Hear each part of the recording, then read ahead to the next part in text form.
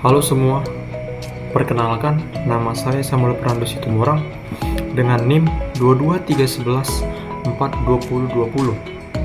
Prodi Pendidikan Seni Musik Universitas Negeri Medan. Nah, di sini saya akan menjelaskan sebuah model pembelajaran yang berjudul Project Based Learning atau yang disingkat dengan PJBL. Apa itu PJBL? Nah, Project Based Learning atau PJBL adalah model pembelajaran yang menjadikan peserta didik sebagai subjek atau pusat pembelajaran, menitik beratkan proses belajar yang memiliki hasil akhir berupa produk, yang artinya peserta didik diberi kebebasan untuk menentukan aktivitas belajarnya sendiri, mengerjakan proyek pembelajaran secara kolaboratif, sampai diperoleh hasil berupa suatu produk. Itulah mengapa kesuksesan pembelajaran ini sangat dipengaruhi oleh keaktifan peserta didik. Nah, daripada itu, terdapat beberapa karakteristik Project Based Learning atau PJBL. Yang pertama, topik proyek menjadi pusat pembelajaran. Yang kedua, topik fokus pada pertanyaan atau masalah yang akan diselesaikan.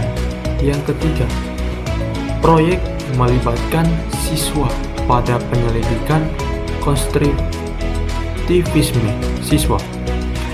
Yang keempat, fokus pada pekerjaan yang sesuai dengan situasi sebenarnya atau kontekstual. Ini PJBL melibatkan tantangan kehidupan yang nyata.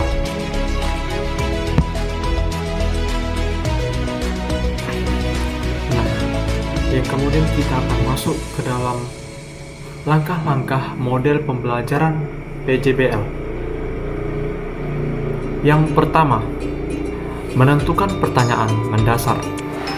Sebelum masuk ke materi, guru harus memberikan pertanyaan mendasar terkait materi yang akan dipelajari. Pertanyaannya tersebut bisa dikemas dalam studi kasus di dunia nyata, dilanjutkan dengan penelusuran lebih mendalam. Yang kedua, menyusun desain perencanaan proyek. Penyusunan desain proyek bersifat kolaboratif, artinya kerja sama antara guru dan peserta didik. Pada desain ini membuat sejumlah poin, misalnya aturan main, aktivitas, dan presentasi. Dan yang kemudian adalah yang ketiga, membuat jadwal aktivitas. Setelah guru dan peserta didik menyusun desain perencanaan proyek, dilanjutkan dengan membuat jadwal aktivitas. Adapun contoh jadwal aktivitasnya adalah sebagai berikut. Yang pertama, menentukan timeline pengerjaan. Yang kedua, menentukan deadline pengerjaan. Yang ketiga, menentukan perencanaan baru untuk menyelesaikan proyek. Yang keempat, memberikan bimbingan bagi peserta didik yang menggunakan cara di luar proyek.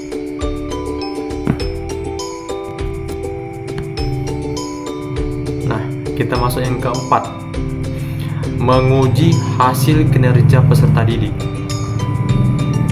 Tingkat pencapaian peserta didik dalam menyelesaikan proyek yang ditugasnya akan diuji dan dinilai oleh guru.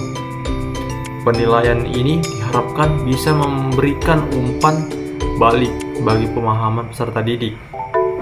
Hasil kinerja juga bisa digunakan oleh guru untuk menyusun strategi pada pembelajaran selanjutnya. Dan yang kemudian yang kelima, mengevaluasi pengalaman. Evaluasi pengalaman berupa refleksi dari kegiatan yang sudah dijalankan. Pada tahap ini, guru bisa melakukan diskusi ringan dengan peserta didik terkait pengalaman selama pengerjaan proyek.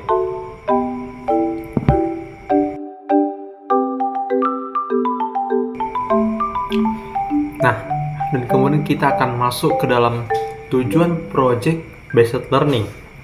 Yang pertama, melatih sikap proaktif peserta didik dalam memecahkan suatu masalah. Dan yang kedua, mengasah kemampuan peserta didik dalam menguraikan suatu permasalahan di kelas.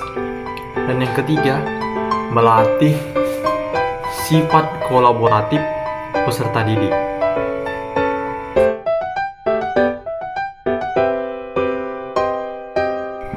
Nah, selanjutnya saya akan membedakan antara project based learning dengan problem based learning.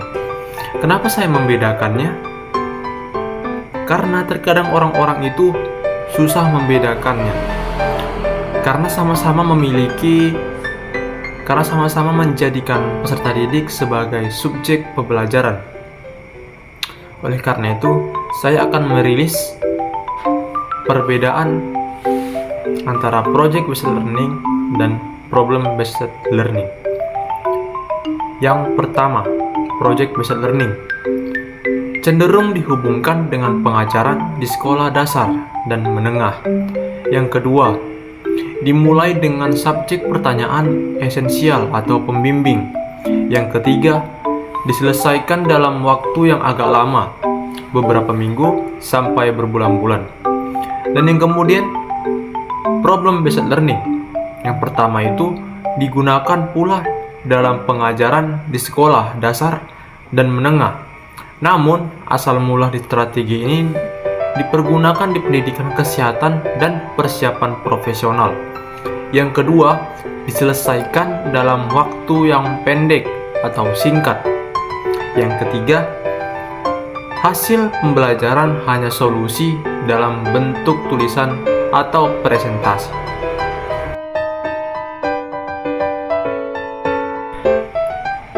Dan kemudian kita masuk ke kelebihan dari project based learning. Yang pertama itu bisa meningkatkan ketekunan peserta didik saat pembelajaran. Yang kedua, suasana belajar menjadi lebih menyenangkan karena peserta didiknya aktif. Dan yang ketiga, keterampilan peserta didik dalam mengelola suatu proyek semakin terasa. Keempat, meningkatkan keterampilan komunikasi peserta didik. Yang kelima, melatih sifat kolaboratif di dalam kelas.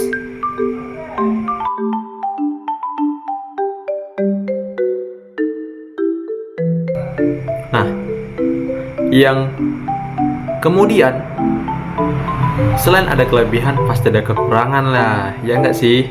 Nah, kita masuk ke kekurangan. Yang pertama, membutuhkan peralatan yang lebih kompleks, sehingga dibutuhkan tim teaching. Yang kedua, waktu yang dibutuhkan lebih lama, sehingga guru harus bisa mengondisikan agar kelas tetap kondusif.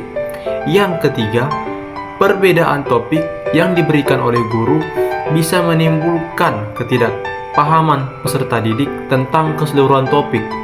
Dan yang keempat, proyek akan terhambat jika peserta didiknya pasif dan kesulitan dalam mengumpulkan data. Sekian hasil penjelasan saya mengenai model pembelajaran tentang project based learning. Kiranya video ini bisa membantu teman-teman sekalian ya. Terima kasih telah menonton. Jangan lupa subscribe, like, and komennya ya. See you. Terima kasih.